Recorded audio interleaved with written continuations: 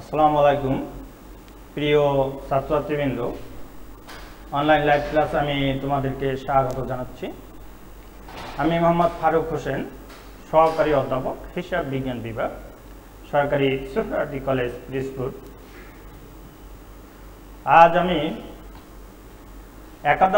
দ্বাদশ শ্রেণীর ব্যবসা শিক্ষা শাখার বিষয় হিসাব বিজ্ঞান দ্বিতীয় পত্র, বিষয় হিসাব বিজ্ঞান দ্বিতীয় পত্র।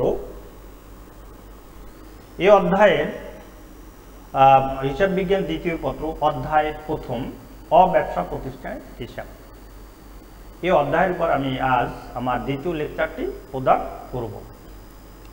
এর আগে আমি এই অধ্যায় থেকে অব্যবসা প্রতিষ্ঠান কি এটা আমি আলোচনা করেছিলাম ইন শর্ট সেন্স এবং ইন ব্রড সেন্স, অর্থাৎ সংক্ষিপ্ত অর্থে এবং ব্যাপক অর্থে দুভাবেই আমি এই অধ্যায় থেকে এই সংজ্ঞাটিকে এক্সপ্লেইন করেছিলাম এবং কিছু এক্সাম্পলও উপস্থাপন করেছিলাম। এছাড়া অব্যবসা প্রতিষ্ঠান কত রকম হতে পারে, কত প্রকার, এবং এদের কিছু এক্সাম্পলও আমি উপস্থাপন করেছিলাম, এক্সপ্লেইন করেছিলাম। এই অধ্যায় থেকে এছাড়া যে হিসাব করতে হবে, যেমন প্রাপ্তি প্রদান হিসাব, তারপরে আয় ব্যয় হিসাব, প্রারম্ভিক মূলধন তহবিল হিসাব, আর্থিক অবস্থার বিবরণী, এগুলো এখান থেকে এই অধ্যায় থেকে এই হিসাবগুলোকে আমাদের প্রস্তুত করতে হবে। তো প্রথমে প্রাপ্তি প্রদান হিসাবের চার্ট আমি কিছু সংক্ষিপ্ত আকারে এক্সপ্লেন করেছিলাম লিখে। তো আজকে আমি আয় ব্যয় হিসাব চার্ট লিখে আমি পর্যায়ক্রমে সংক্ষিপ্ত আকারে এক্সপ্লেন করব, যাতে তোমরা সহজে আয় ব্যয় বিবরণী সহজেই প্রস্তুত করতে পারো। তাহলে আমি প্রথমে এটা লিখে পর্যায়ক্রমে তারপরে সংক্ষিপ্ত আকারে আমি এক্সপ্লেন করব।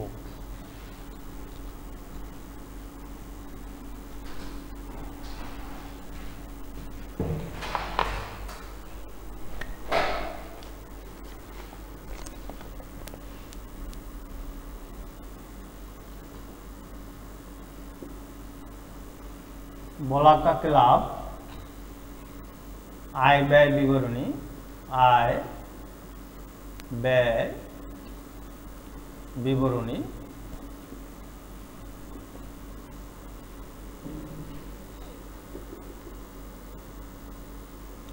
এত সালের ... তারিখের সমাপ্ত বছরের জন্য, সমাপ্ত বছরের জন্য।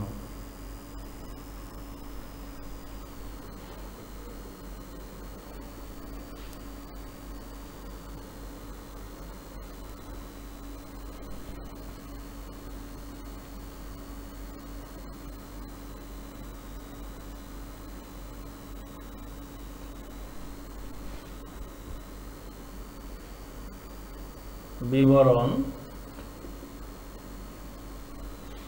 টাকা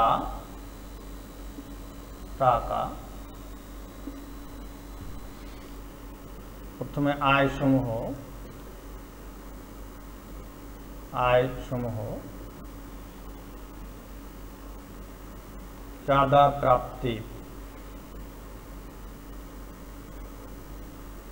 প্রাপ্তি,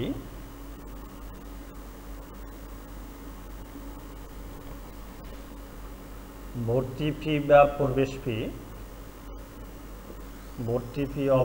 প্রবেশ ফি,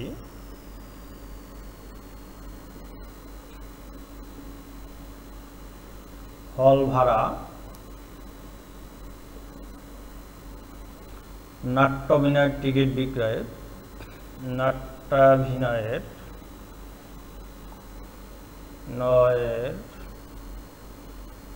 টিকিট বিক্রয়,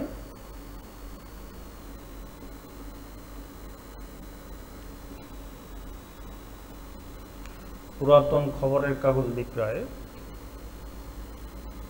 পুরাতন খবরের কাগজ বিক্রয়,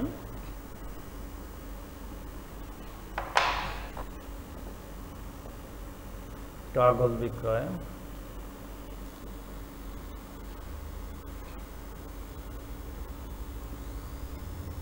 চারণ কর, বিনিয়োগের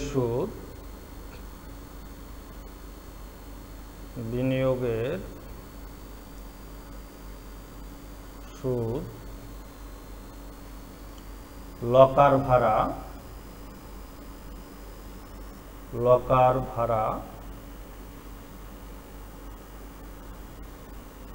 অনুদান,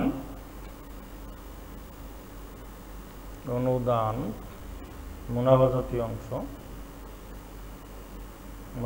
জাতীয় অংশ,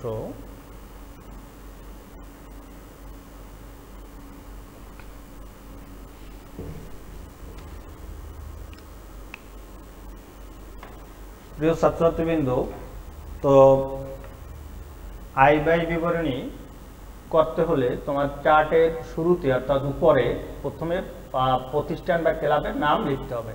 যেন এখানে আমি একটি নাম লিখেছি বলাকা ক্লাব, বা আমি অন্য যে কোনো একটা club, Dhaka club, Barishal club, Pirojpur club, এভাবে প্রথমে আমাদের ক্লাবের নাম, আয় ব্যয় হিসাবের ক্ষেত্রে আমাদের প্রথমে ক্লাবের নাম লিখতে হবে। তারপরে আমরা যা প্রস্তুত করব, অর্থাৎ আমরা আয় ব্যয় বিবরণী প্রস্তুত করব, সেটি লিখতে হবে।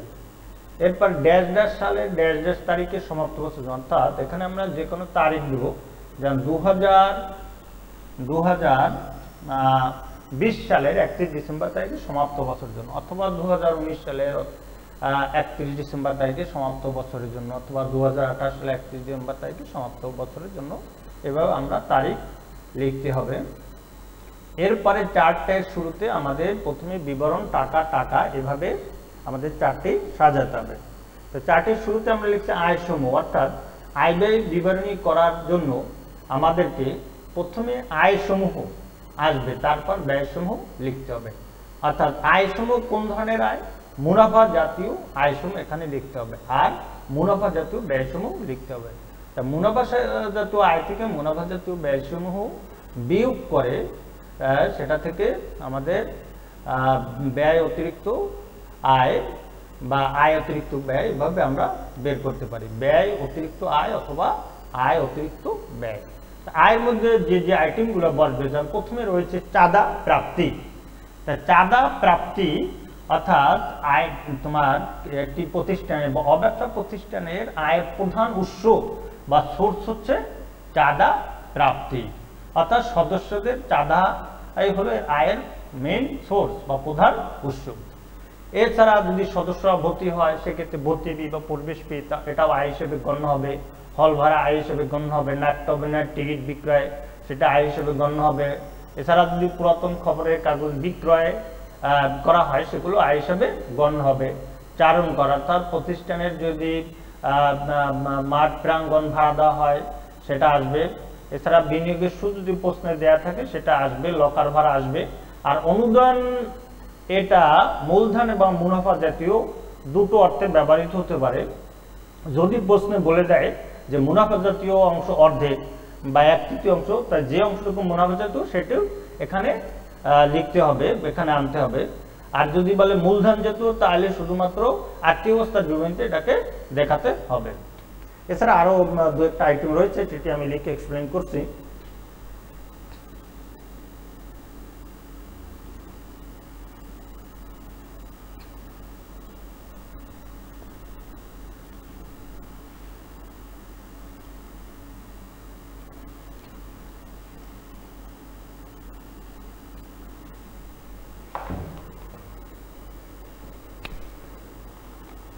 খাদ্য সামগ্রী ও পানীয় বিক্রয়। এরপরে খাদ্য সামগ্রী ও পানীয় বিক্রয়, তারপরে আজীবন সভ্যের চাঁদা, ঘাস বিক্রয়। এই ঘাস বিক্রয় আইটেমটা খুবই কম আসে, প্রশ্নে খুবই কম দেখা যায়। আর আজীবন সভ্যের চাঁদা এটি প্রায় প্রত্যেক অঙ্কের বিচারেই থাকে এবং অনুদান, এটি দুটি খুবই গুরুত্বপূর্ণ। আজীবন সভ্যের চাঁদা, এখানে আজীবন সভ্যের চাঁদা মুনাফা জাতীয় অংশটুকু এখানে আনতে হবে। অর্থাৎ প্রশ্নে যদি লেখা থাকে যে মুনাফা জাতীয় অংশ 50% বা 1/3 এভাবে লেখা থাকে অনেক সময়, আর সেটুকু আয় ব্যয় বিবরণীতে যাবে। আর যদি কিছুই লেখা না থাকে তাহলে আমাদের মূলধন জাতীয় অংশ ধরে সেটাকে আমরা আর্থিক অবস্থার বিবরণীতে দেখাবো। এখন যোগ করতে হবে, অর্থাৎ মোট আয়গুলো যোগ করে এখানে আমাদের শেষের কলামে লিখতে হবে, অর্থাৎ মোট আয়, মোট আয়, মোট আয়টা। এরপরে ব্যয় সমূহ পর্যায়ক্রমে লিখে এক্সপ্লেন করছি। ব্যয় সমূহ, এখানে যে যে মুনাফাজাত ব্যয় সমূহ আসে তার ভিতরে প্রথমে আসে বেতন, বেতন, ভাড়া, ছাপা মনিহারি, ছাপা ও মনিহারি, ছাপা মনিহারি, কর ও অভিকর, কর ও অভিকর,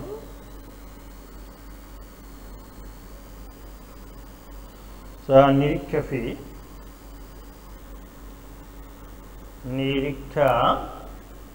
নিরীক্ষা ফি। এখানে ব্যয় সমূহের মধ্যে প্রথমে যে ব্যয়গুলো আসবে, যেমন প্রতিটা প্রশ্নেই যে এই বেতন থাকে, কর্মচারীদের বেতন দেওয়া হয়, এছাড়া আটদালের মজুরি বা সার্ভেন্ট স্যালারি দেওয়া হয়, ভাড়া, যেমন প্রতিষ্ঠান ভাড়া নয় সে ভাড়াগুলো পরিশোধ করায়, সেগুলো মুনাফা জাতীয় ব্যয় হিসেবে দেখাতে হবে।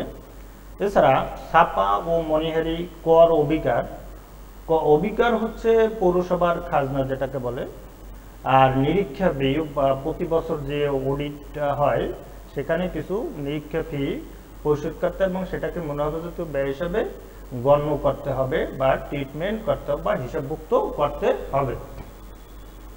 এছাড়া আরও কিছু ব্যয় রয়েছে, সেগুলো আমি লিখে পর্যায়ক্রমে এক্সপ্লেন করছি।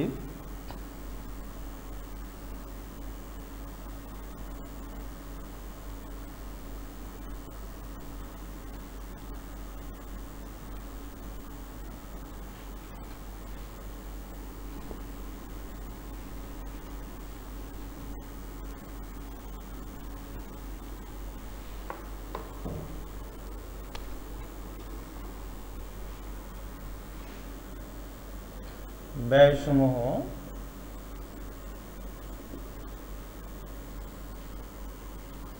যেমন ডাক ও তার, টেলিফোন বিল,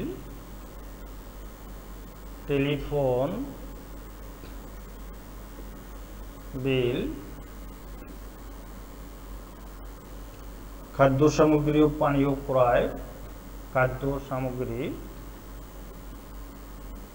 ও পানীয় ক্রয়,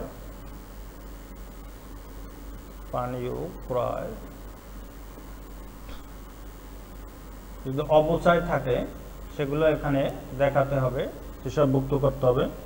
যেমন যে কোনো স্থায়ী সম্পদ যদি অপচয় হয় সেটি এখানে দেখাতে হবে। যেমন আসবাবপত্র থাকে, ফার্নিচার থাকে, খেলাধুলার সরঞ্জাম থাকে, খেলাধুলার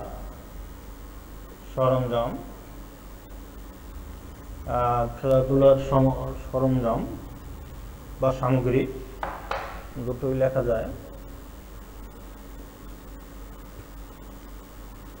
তা এখানে দেখাতে হবে। এছাড়া আরো কিছু ব্যয় এখানে দেখানো হয়, যেমন আটদালির মজুরি,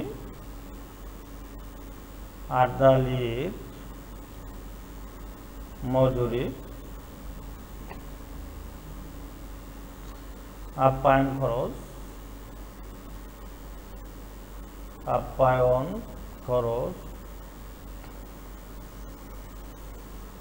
খবরের কাগজ ও সাময়িকী,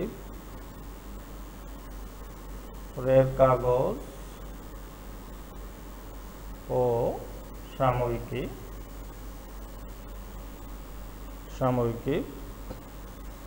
টুর্নামেন্ট বাবদ ব্যয়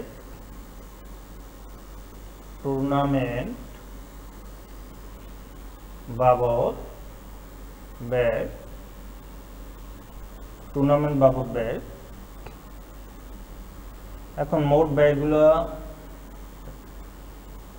যোগ করতে হবে। মোট ব্যয় সমূহ, তাহলে মোট ব্যয়ের পরিমাণ শেষ কলামে লিখে উপরে মোট আয় থেকে বিয়োগ করে যেটা লিখতে হবে। অর্থাৎ যদি আয় সমূহ বেশি হয়ে থাকে, ব্যয় সমূহ যদি কম হয়ে থাকে, তবে ব্যয় অতিরিক্ত আয় হবে। ব্যয়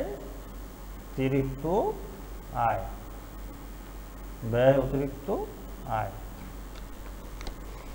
প্রিয় ছাত্রছাত্রীবৃন্দ, আমি এই আয় ব্যয় বিবরণীর আইটেমগুলো আবার সংক্ষেপে একবার বলছি মনে রাখার জন্য, যে প্রথমে তোমাদের আয় সমূহ লিখতে হবে কোন জাতীয় আয়।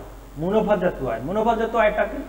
মুনাফা জাতীয় আয় হচ্ছে যে সমস্ত আয় সমূহ 1 বছরের মধ্যেই এর কার্যকারিতা শেষ হয়ে যায়। যে সমস্ত আয় সমূহর কার্যকারিতা 1 বছরের মধ্যেই শেষ হয় সেগুলো হচ্ছে মুনাফা জাতীয় আয়। আর মুনাফা জাতীয় ব্যয় হচ্ছে যে সমস্ত ব্যয় সমূহের কার্যকারিতা 1 বছরের মধ্যে শেষ হয়ে যায়, এক্সপায়ার হয়ে যায়, নিঃশেষ হয়ে যায়। তাহলে আমাদের যে চার্টের শুরুতে প্রথমে কোন কোন আইটেম বসে, অর্থাৎ আয়ের মধ্যে যেগুলো আসে সেগুলো আমি পর্যায়ক্রমে লিখে দিয়েছি, যে চাঁদা, হল ভাড়া, খবরের কাগজ বিক্রি, এভাবে বিভিন্ন আয়গুলো, এগুলো তুমি মনে রাখবা। চার্ট দেখে দেখে অঙ্কগুলো করতে হবে, তাহলে তুমি অবশ্যই চার্টগুলো মনে থাকবে যে কোন কোন আয় সমূহ এখানে আমাদের ট্রিটমেন্ট করতে হবে।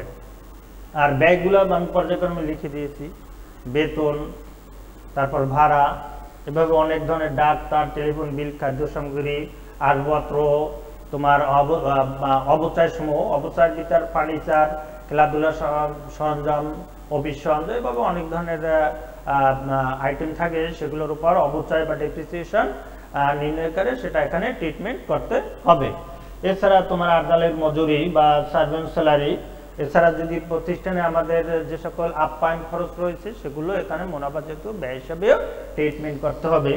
এছাড়া খবরের কাগজ, অন্যান্য টুর্নামেন্ট ব্যয়, এই সমস্ত ব্যয়গুলোকে আমরা যোগ করে পূর্বের মোট আয় থেকে বিয়োগ করে তারপরে আমরা ব্যয় অতিরিক্ত আয় বা আয় অতিরিক্ত ব্যয় নির্ণয় করতে পারি।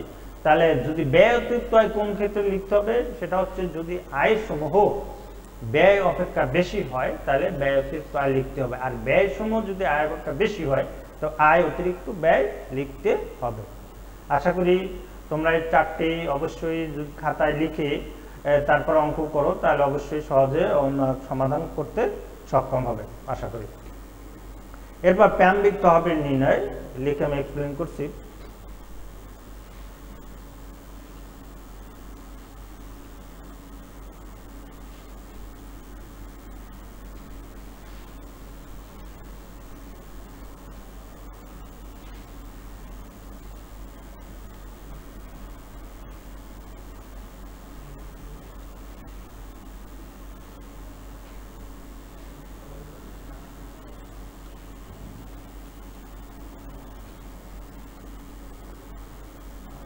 প্রথম প্রতিষ্ঠানের নাম লিখতে হবে, তারপর প্রারম্ভিক মূলধন তহবিল নির্ণয়, প্রারম্ভিক মূলধন তহবিল নির্ণয়, প্রারম্ভিক মূলধন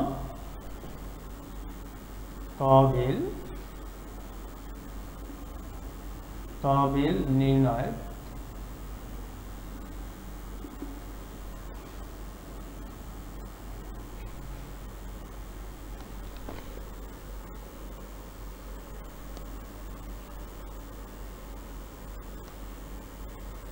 বিবরণ টাকা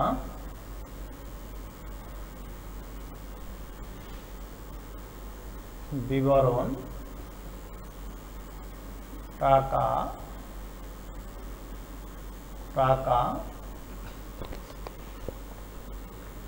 এখানে প্রথমে প্রারম্ভিক সম্পত্তি সমূহ লিখতে হবে। প্রারম্ভিক সম্পত্তি সমূহ প্রারম্ভিক সম্পত্তি সমূহ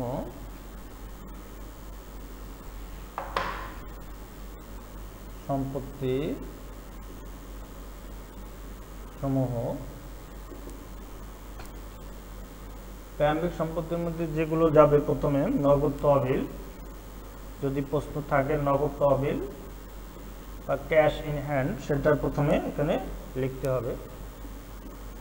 এরপর ধারাবাহিকভাবে ব্যাংকে জমা, এরপরে আসবাবপত্র বা অন্য যে কোনো আসবাবপত্র, সরঞ্জাম বা খেলাধুলার সামগ্রী যদি প্রারম্ভিক সম্পত্তি হিসেবে দেখানো হয় সেটা এখানে লিখতে হবে। তারপর পুস্তক বা বই, বিনিয়োগ,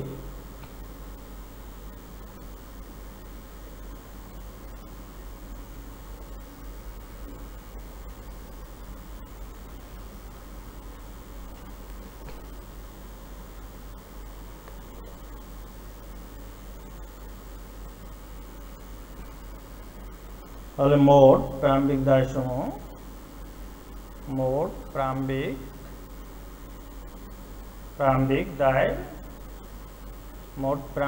দায় সমূহ, অর্থাৎ প্রারম্ভিক সম্পত্তির ভিতর আমি মোট 4টি আইটেম লিখেছি। যদি আরো আইটেম থাকতে পারে অনেক প্রশ্নে, শুধু আমি সংক্ষিপ্ত আকারে লিখে দিয়েছি যে নগদ তহবিল, ব্যাংকে জমা, আসবাবপত্র, পুস্তক এবং বিনিয়োগ। নর্মালি এগুলাই থাকে প্রারম্ভিক সম্পত্তি হিসাবে, অথবা বিগত বছরের চাঁদা অনুযায়ী এগুলাও থাকতে পারে, তবে এই আইটেমগুলোই বেশি থাকে। এগুলি তুমি প্রারম্ভিক সম্পত্তি হিসাবে এখানে ট্রিটমেন্ট করতে হবে। এরপর মোট প্রারম্ভিক সম্পদ সমূহ। এরপর আমাদের দায়গুলো পর্যায়ক্রমে লিখতে হবে। প্রারম্ভিক দায় বা ওপেনিং লায়াবিলিটিস, প্রারম্ভিক দায়, আমি এটা লিখে পরে লিখে দিচ্ছি।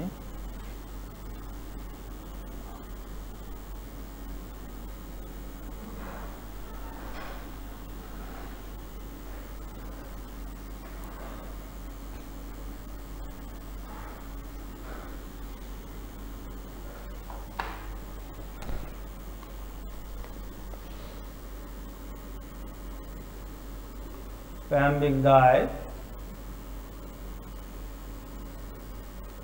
সমূহ, যেমন পাওনাদার,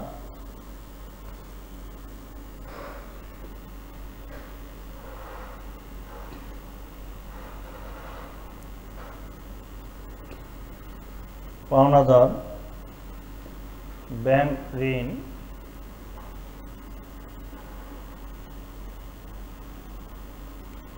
বিগত বছরের প্রারম্ভিক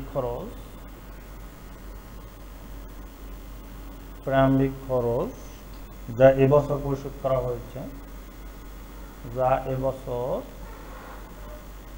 পরিশোধ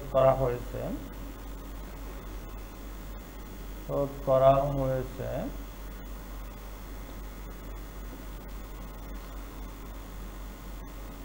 কোন বিশেষ তহবিল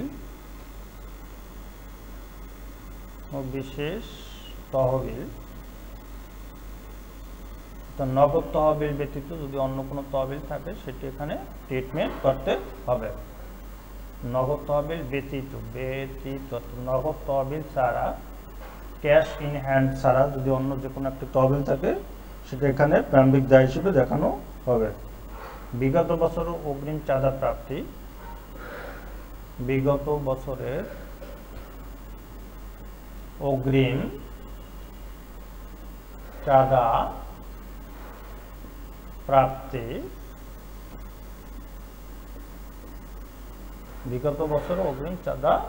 প্রাপ্তি, এখন মোট দায়গুলো যোগ করতে হবে, অর্থাৎ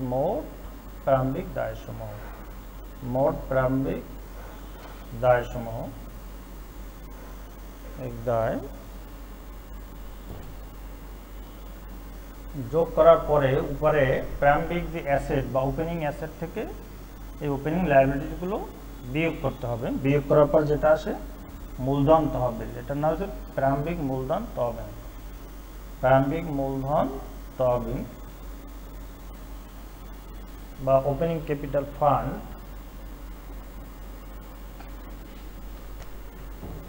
আমি প্রারম্ভিক মূলধন তহবিল কিভাবে নির্ণয় করতে হবে সংক্ষেপে আরেকবার বলে দিচ্ছি।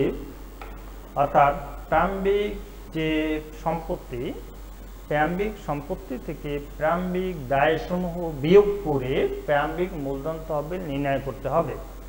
আবার তোমরা খেয়াল করে শোনো যে প্রারম্ভিক সম্পত্তি সমূহ থেকে প্রারম্ভিক দায়সমূহ বিয়োগ করতে হবে। বিয়োগ করে তোমাদেরকে প্রারম্ভিক মূলধন তহবিল নির্ণয় করতে হবে। তবে প্রারম্ভিক মূলধনের মধ্যে অর্থাৎ যে সমস্ত প্রারম্ভিক অ্যাসেট এবং প্রারম্ভিক ওপেনিং অ্যাসেট, ওপেনিং লায়াবিলিটিজ এটা প্রশ্নে দেয়া থাকে, সেখান থেকে আমরা প্রশ্ন থেকে নিয়ে এখানে প্রথমে প্রারম্ভিক দায়সমূহ পর্যায়ক্রমে লিখতে হবে।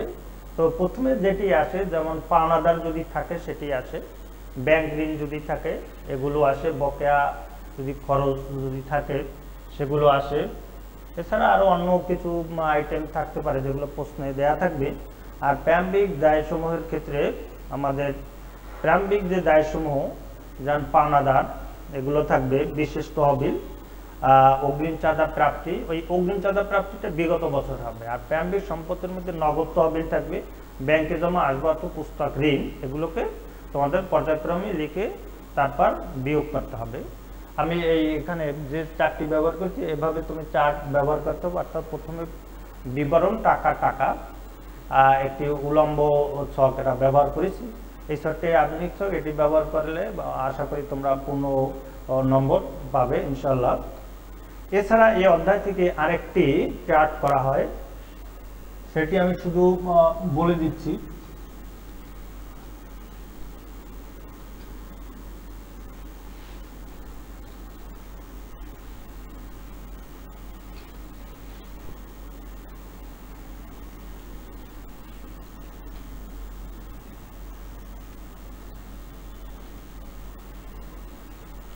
যেমন আর্থিক অবস্থার বিবরণী, প্রথমে আমরা প্রতিষ্ঠানের নাম লিখবো। যেহেতু অব্যবসা প্রতিষ্ঠান হিসাবে সেহেতু আমরা প্রথমে একটি ক্লাবের নাম লিখবো। এখানে আমি বলাকা ক্লাব লিখেছি, বা তোমার পোস্টে যে ক্লাবের নাম উল্লেখ থাকবে, যে প্রতিষ্ঠানের নাম উল্লেখ থাকবে সেটি তোমাদের লিখতে হবে। এরপরে আমাদের যেটা চেয়েছে যেন আর্থিক অবস্থার বিবরণী, আর্থিক অবস্থার আর বিবরণী। আর্থিক অবস্থার বিবরণীর পূর্ব নাম যে ছিল ব্যালেন্স শিট বা উদ্বৃত্ত পত্র, ব্যালেন্স শিট বা উদ্বৃত্ত পত্র। তো এখানে কি কি আইটেম আছে, এরপর তারিখ লিখতে হবে। যান 31 ডিসেম্বর 2020 সাল। এরপর আমাদের চার্ট শুরু করতে হবে, যে প্রথমে বিবরণ টাকা টাকা,